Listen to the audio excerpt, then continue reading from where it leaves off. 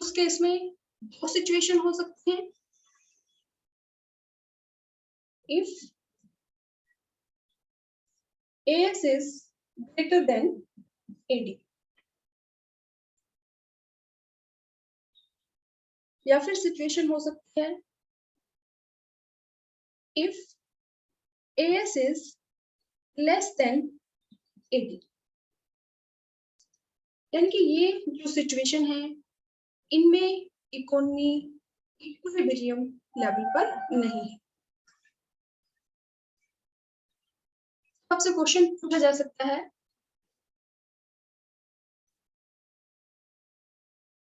कि एक इकोनॉमी कैसे दोबारा इक्विलिब्रियम रिस्टोर करती है, कैसे दोबारा इक्विलिब्रियम सिचुएशन में आती है। अगर हमारा क्वेश्चन है if aggregate supply is greater than aggregate demand, तो इट मींस कि जो planned desired ex ante planned flow of goods and services is greater than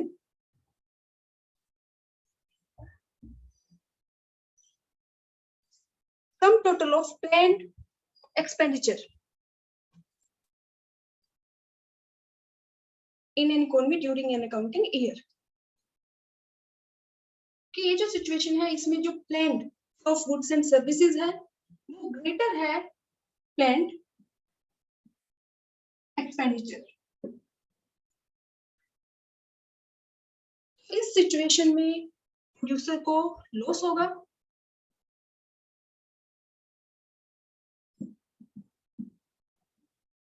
producer will suffer. क्यों? वैसे तो प्रोड्यूसर को दोनों ही सिचुएशन में लॉस होता है। एक सिचुएशन में तो हम ये कहेंगे कि प्रोड्यूसर को लॉस होता है अनफुलफिल्ड डिमांड का।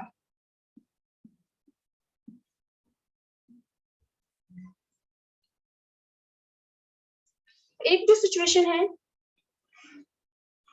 उसमें हम ये कहेंगे कि प्रोड्यूसर को लॉस होता है कि प्रोड्यूसर के पास जो अनडिजायर्ड स्टॉक है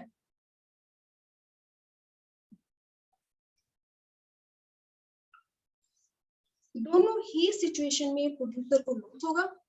एक सिचुएशन में लॉस होगा अनफुलफिल्ड डिमांड का और एक सिचुएशन में लॉस होगा अनडिजायर्ड स्टॉक का। तो अगर aggregate supply is greater than aggregate demand means कि जो planned flow of goods and services है is greater than planned expenditure on goods and services. इस सिचुएशन में प्रोड्यूसर को लॉस होगा किस चीज का, अनफुलफिल्ड डिमांड या अनडिजायर्ड स्टॉक का। तो इसमें हम कहेंगे कि प्रोड्यूसर को लॉस होगा अनडिजायर्ड स्टॉक का।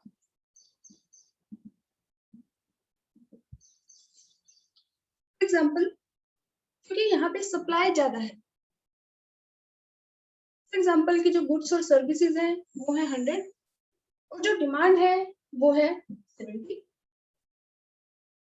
तो इस केस में 30 यूनिट्स है वो प्रोड्यूसर के पास रह जाएंगी और वो सेल नहीं होंगी। तो इस सिचुएशन में हम ये कहेंगे कि जो प्रोड्यूसर लॉस होगा किस वजह से, ड्यू टू अनडिजायर्ड स्टॉक। जो सामान है वो प्रोड्यूसर के पास रह जाएगा जो सेल नहीं होगा। अब इस सिचुएशन से निकलने के लिए क्योंकि उसके पास अनप्लैन्ड या अनडिजायर्ड स्टॉक बच जाएगा, इसीलिए वो इस स्टॉक को क्लियर करने के लिए क्लियर द अनप्लैन्ड या अनडिजायर्ड स्टॉक, प्रोड्यूसर क्या करेगा, cut in his production.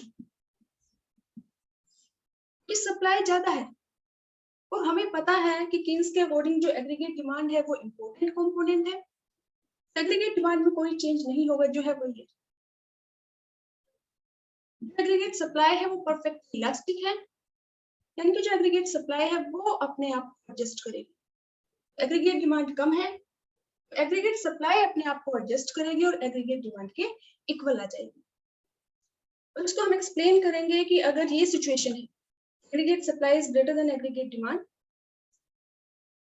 It means कि जो planned flow of goods and services है is greater than planned expenditure on goods and services. और इस सिचुएशन में प्रोड्यूसर को लॉस होगा अनडिजायर्ड स्टॉक का, क्योंकि सप्लाई ज्यादा है और डिमांड कम है। अब प्रोड्यूसर के पास जो अनप्लान्ड अनडिजायर्ड स्टॉक रह जाएगा, इस स्टॉक को क्लियर करने के लिए, कि ताकि उसका जो पुराना जो सामान है वो सेल कर सके, जो प्रोड्यूसर है वो अपने प्रोडक्शन में कटौती कर देगा और तब तक कटौती करता रहेगा जब तक AS इक्वल टू AD, यानी कि जब तक जो एग्रीगेट सप्लाई है इक्वल ना हो जाए एग्रीगेट डिमांड के। हम ये कहेंगे कि this process will continue till aggregate supply is equal to aggregate demand, यानी कि ये प्रोसेस तब तक चलती रहेगी जब तक इकोनॉमी है वो दोबारा इक्विलिब्रियम रिस्टोर ना कर ले।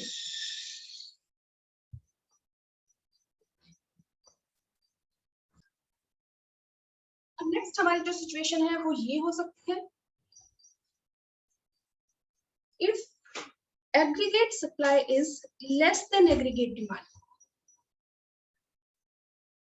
it means the planned flow of goods and services is less than planned expenditure on goods and services।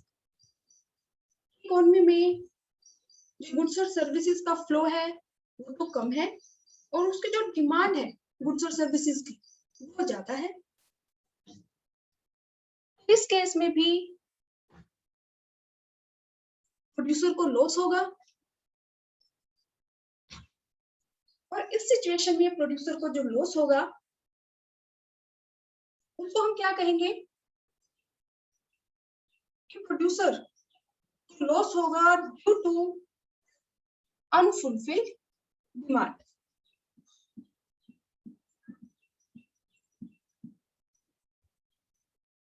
ये जो सिचुएशन है इसमें इकोनॉमी इक्विलिब्रियम लेवल पे नहीं है, क्योंकि planned flow of goods and services is less than planned expenditure on goods and services।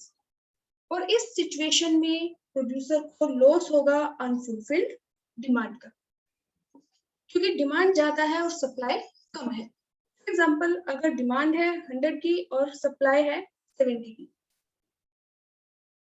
तो इस केस में भी, इस सिचुएशन में भी प्रोड्यूसर को लॉस होगा किस चीज का, अनफुलफिल्ड डिमांड का, क्योंकि प्रोड्यूसर है वो डिमांड को फुलफिल नहीं कर पा रहा। और इस सिचुएशन से निकलने के लिए प्रोड्यूसर क्या करेगा, और ज्यादा प्रोडक्शन करने का प्लान करेगा कि उसका प्रोडक्शन इंक्रीज हो और जिन लोगों की डिमांड वो फुलफिल नहीं कर पा रहा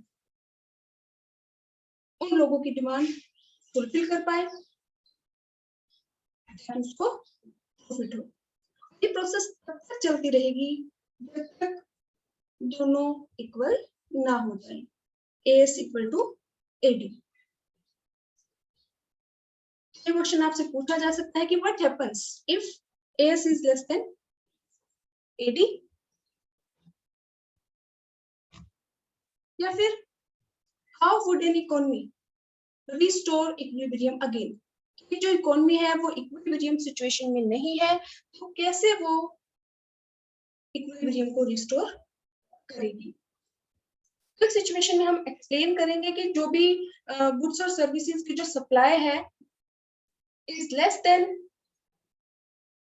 planned expenditure on goods and services.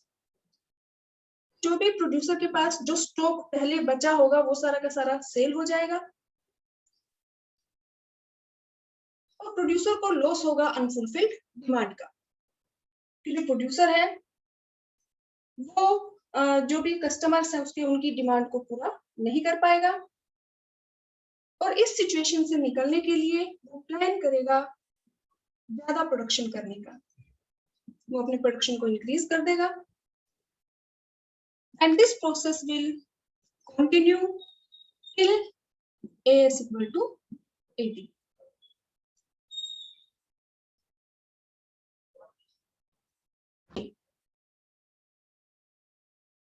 दोनों ही सिचुएशन में प्रोड्यूसर को लॉस होगा। अगर सप्लाई ज्यादा है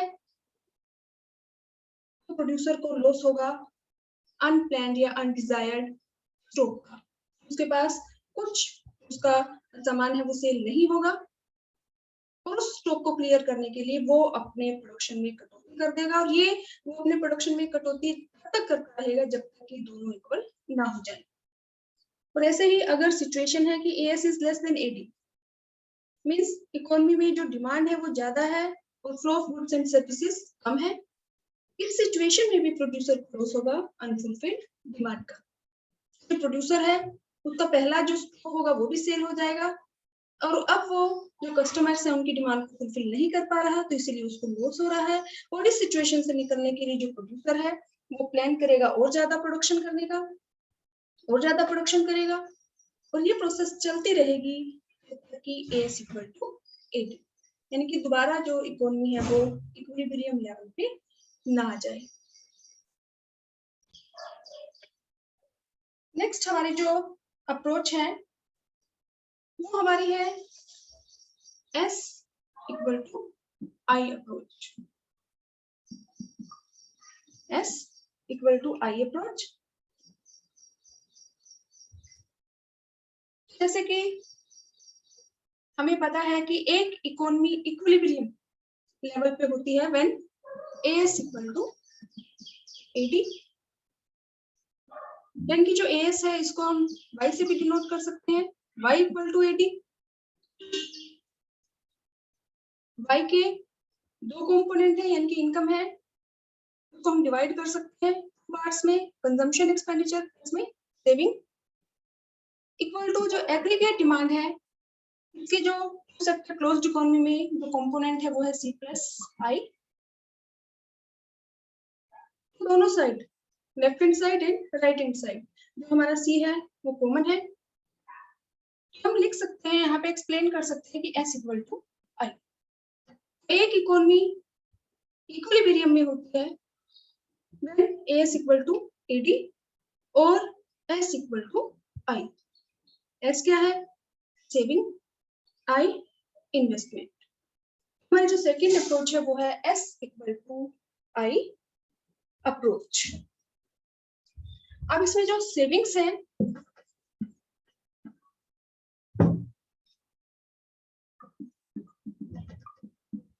ये हमारी क्या है? Plan saving. जो हमारी इन्वेस्टमेंट है ये हमारी क्या है? Plan investment.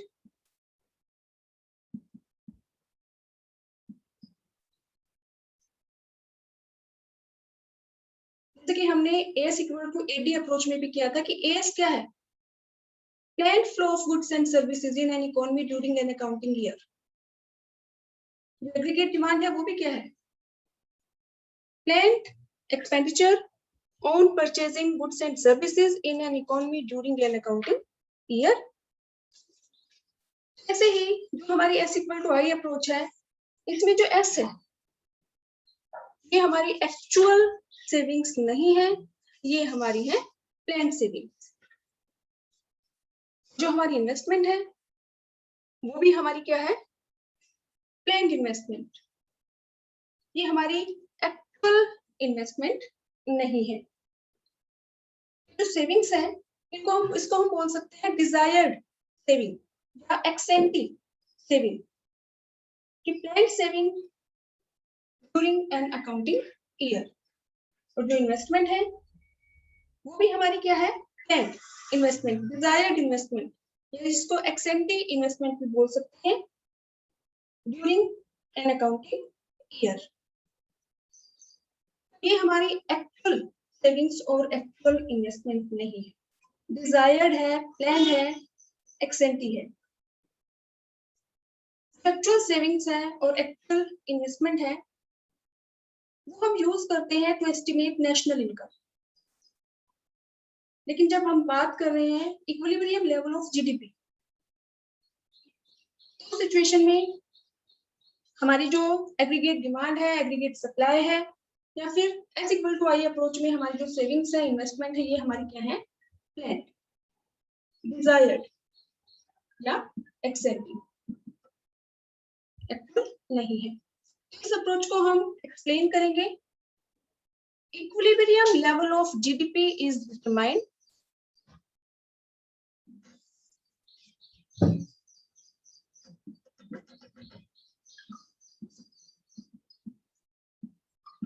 equilibrium level of GDP is determined where S equal to I, where planned saving is equal to planned investment.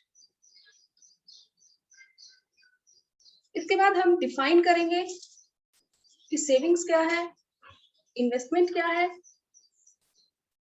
Savings के बारे में हम पहले डिटेल में स्टडी कर चुके हैं कि सेविंग्स क्या है।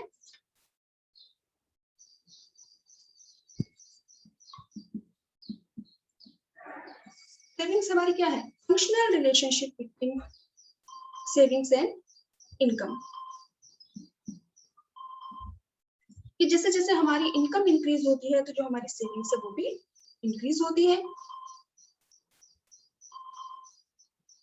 उसके बाद हम डिफाइन करेंगे आई को। आई क्या है, investment expenditure. Investment expenditure two type का होता है, इंड्यूस्ड इन्वेस्टमेंट एक्सपेंडिचर और ऑटोनोमस इन्वेस्टमेंट एक्सपेंडिचर। इसने जो थ्योरी दी उसमें यूज किया है ऑटोनोमस इन्वेस्टमेंट एक्सपेंडिचर का। ऑटोनोमस जैसे कि हमने स्टडी किया था autonomous consumption expenditure. Autonomous consumption expenditure means it is not depend on the level of income. ऐसे ही जो आई है ये क्या है, autonomous investment expenditure. Autonomous means ये जो इन्वेस्टमेंट एक्सपेंडिचर है is not depend upon income. इसीलिए जो भी ऑटोनोमस इन्वेस्टमेंट एक्सपेंडिचर है ये कांस्टेंट रहता है। इसमें इनकम में चेंज होने पर इन्वेस्टमेंट एक्सपेंडिचर में कोई चेंज नहीं होता। इंड्यूस्ड इन्वेस्टमेंट एक्सपेंडिचर वो इन्वेस्टमेंट एक्सपेंडिचर है which is depend upon income. जैसे जैसे इनकम इंक्रीज होती है वैसे वैसे इन्वेस्टमेंट एक्सपेंडिचर भी इंक्रीज होता है। हमारी इस थ्योरी में हम यूज करते हैं इन्वेस्टमेंट ऑटोनोमस इन्वेस्टमेंट एक्सपेंडिचर।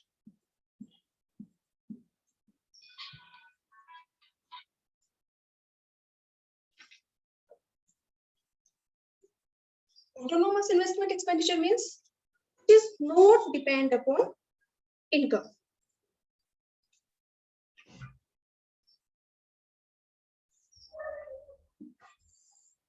अब नेक्स्ट हम इस अप्रोच को एक्सप्लेन करेंगे using schedule.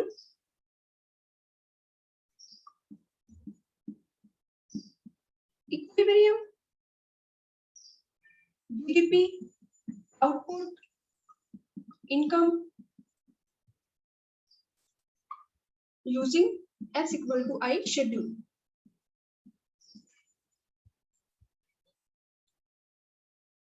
Income, consumption expenditure, savings, ये हमारा है इन्वेस्टमेंट एक्सपेंडिचर। इनकम 0, 20, 40, 60, 80, 100। जो कंजम्पशन एक्सपेंडिचर है हमारा 30, 40, 50, 60, 70, 80। तो हमें पता है कि जैसे जैसे हमारी इनकम इंक्रीज होती है तो हमारा कंजम्पशन एक्सपेंडिचर भी इंक्रीज होता है। अब अगर हमें कंजम्पशन एक्सपेंडिचर पता है वी कैन कैलकुलेट सेविंग्स।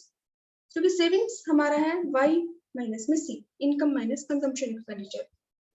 यहाँ पे सेविंग्स की हमारी वैल्यू आ जाएगी 0 माइनस में 30 माइनस का 30, 20 माइनस 40 माइनस का 20, 40 माइनस 50 माइनस का 10, 60 माइनस 60 0, 80 माइनस 70 10, 100 माइनस 80 20। जैसे जैसे हमारी इनकम इंक्रीज हो रही है, हमारी जो सेविंग्स है वो भी इंक्रीज हो रही है। अब नेक्स्ट हमारा है इन्वेस्टमेंट एक्सपेंडिचर। और इन्वेस्टमेंट एक्सपेंडिचर हम ले रहे हैं autonomous investment expenditure which remains constant at every level of income। Income के इंक्रीज होने का इस इन्वेस्टमेंट एक्सपेंडिचर पे कोई इम्पैक्ट नहीं होगा। जो इन्वेस्टमेंट एक्सपेंडिचर है,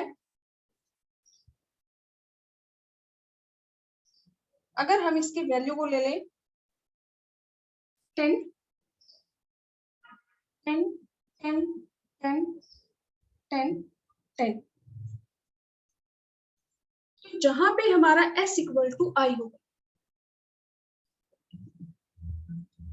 तो शेड्यूल में यहाँ पे S इक्वल टू आई नहीं है, इस सिचुएशन में भी नहीं है, इसमें भी नहीं है, इसमें भी, यहाँ पे ये जो लेवल है, तो ये हमारी यहाँ पे सेविंग्स भी 10 है और हमारी जो इन्वेस्टमेंट है वो भी 10 है। तो ये हमारा है इक्विलिब्रियम लेवल ऑफ जीडीपी।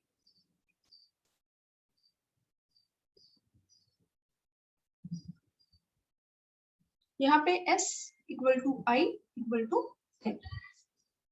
जो भी अमाउंट है आपकी, आपने यहाँ पे करोड़ में ली है, लाख में ली है, फॉर एग्जांपल ये करोड़ में है, तो ये S equal to I equal to 10 crore. ये जो सिचुएशन है, यहाँ पे जो इकोनॉमी है वो इक्विलिब्रियम लेवल पे है।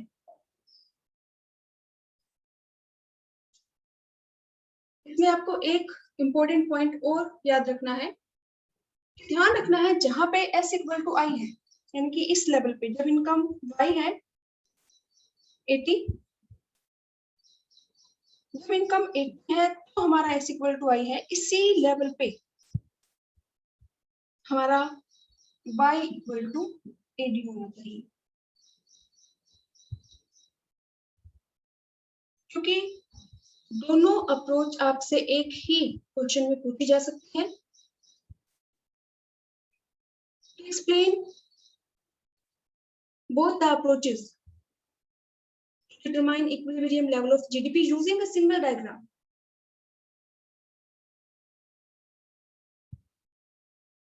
उस केस में जरूरी है कि जो लेवल यहाँ पे, यानी कि इनकम 80 है इस लेवल पे, तो इसी लेवल पे जो हमारा Y है वो एग्रीगेट डिमांड के इक्वल होना चाहिए, और हो भी रहा है, क्योंकि इस लेवल पे जब इनकम हमारी Y इक्वल टू 80 है तो हमारी जो एग्रीगेट डिमांड है वो है C प्लस आई। कंजम्पशन एक्सपेंडिचर इस लेवल पे है 70, इन्वेस्टमेंट है 10, तो ये है 80। यानी कि इसी इनकम इसी लेवल पे हमारी दोनों सिचुएशन होनी चाहिए कि Y इक्वल टू 80 भी होना चाहिए और S इक्वल टू आई भी होना चाहिए। ये हमारा शेड्यूल है कि किस लेवल पे जो इकोनॉमी है वो इक्विलिब्रियम में होगी, वहां पे जहां पे planned saving is equal to planned investment.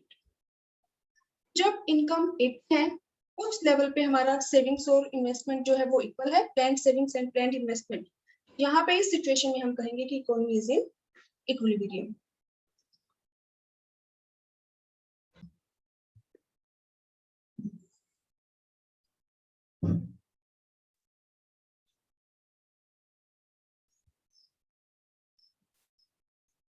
जो इक्विलिब्रियम लेवल ऑफ जीडीपी है, इसका ग्राफिक प्रेजेंटेशन, ग्राफ के थ्रू हम कैसे शो करेंगे equilibrium level of GDP using S equal to I approach. इसमें हमारा क्या है, S इक्वल टू आई, ये हमारा एक्स एक्सिस है, यहाँ पे हम लेंगे इनकम, ये हमारा वाई एक्सिस है, यहाँ पे हम लेंगे सेविंग्स एंड इन्वेस्टमेंट। ये हमारा एक्स एक्सिस पे हमने इनकम लिया है, और ये हमारा है वाई एक्सिस पे हमने लिया है सेविंग्स एंड इन्वेस्टमेंट। अब अगर हम इनको प्लॉट करें तो ये हमारा है ओरिजिन पॉइंट, 0। उसके बाद हमारी जो इनकम है ये हमारी है, यहाँ पे इसको हम प्लॉट कर देंगे 0, 20, 40, 60, 80, 100, 120, 20, 40, 60, 80, 100, 120, ये हमारा इनकम है। और वाई एक्सिस पे हम शो करेंगे सेविंग्स एंड इन्वेस्टमेंट, और सेविंग की हमारी जो वैल्यूज हैं वो हैं -30, नेगेटिव वैल्यू है। पॉजिटिव वैल्यूज को हम यहाँ शो करेंगे वाई एक्सिस पे, जो नेगेटिव वैल्यूज हैं उनको हम यहाँ डाउनवर्ड शो करेंगे।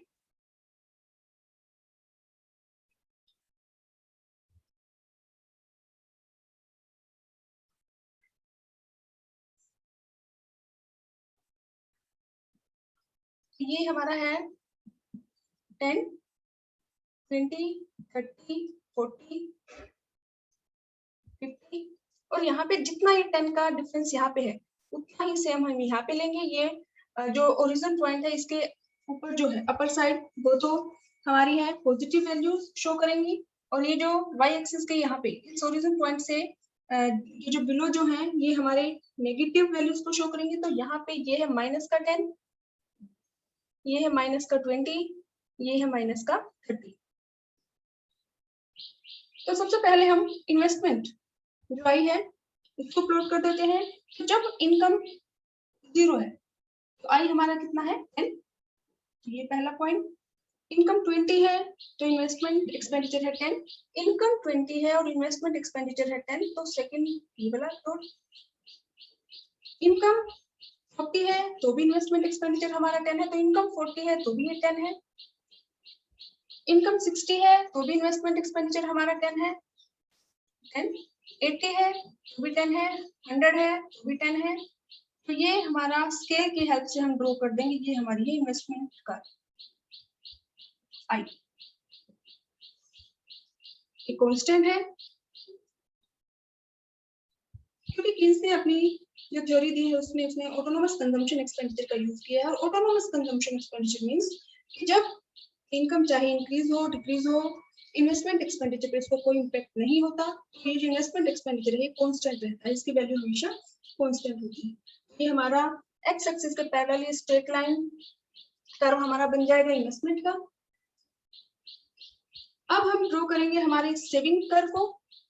सेविंग जब इनकम 0 है तो सेविंग हमारा -30 है, तो यानी कि इनकम 0 है तो ये सेविंग कर्व हमारा शुरू होगा इस 30 से, -30 से।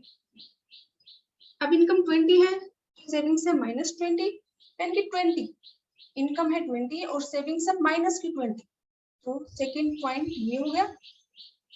थर्ड इनकम है 40 और सेविंग से -10, यहाँ ये 40 पे ये सेविंग से माइनस की, तो ये थर्ड पॉइंट हमारा ये आ जाएगा सेविंग का। फोर्थ हमारा है इनकम है 60 और सेविंग से 0, 40 इनकम हमारी है 0, 20, 40, 60, 60 पे हमारी सेविंग्स 0 है, तो ये 60 इनकम पे सेविंग्स 0 यही होगी, तो ये 60 और ये 0, ये यानी कि जब सेविंग्स हमारी 0 होती है उस टाइम हमारा सेविंग कर्व एक्स एक्सिस को कट करता है, तो इस पॉइंट पे। नेक्स्ट हमारी इनकम है 80 और सेविंग्स हमारी है 10, तो इनकम हमारी है 80 और सेविंग्स हमारी है 10, तो ये इस पॉइंट पे। उसके बाद इनकम है 100 और सेविंग्स है 20, तो यहाँ ये 100 और 20 के सामने यहाँ ये पॉइंट बन जाएगा। जो भी पॉइंट्स हमारे आए हैं इनको हम स्केल की हेल्प से यहाँ -30 से, और ये जो पॉइंट्स है इनको हम स्केल की हेल्प से ज्वाइन कर देंगे, तो ये हमारा गो हो जाएगा सेविंग का। और जहां पे हमारी सेविंग्स और इन्वेस्टमेंट कहाँ इक्वल है ध्यान रखना है। एक बार तो ये एक्स एक्सिस को कट कर रहा है, ये हमारा ब्रेक इवन पॉइंट होता है, ये इक्विलिब्रियम पॉइंट नहीं है। जहां पे सेविंग कर्व एक्स एक्सिस को कट करता है, मींस यहाँ पे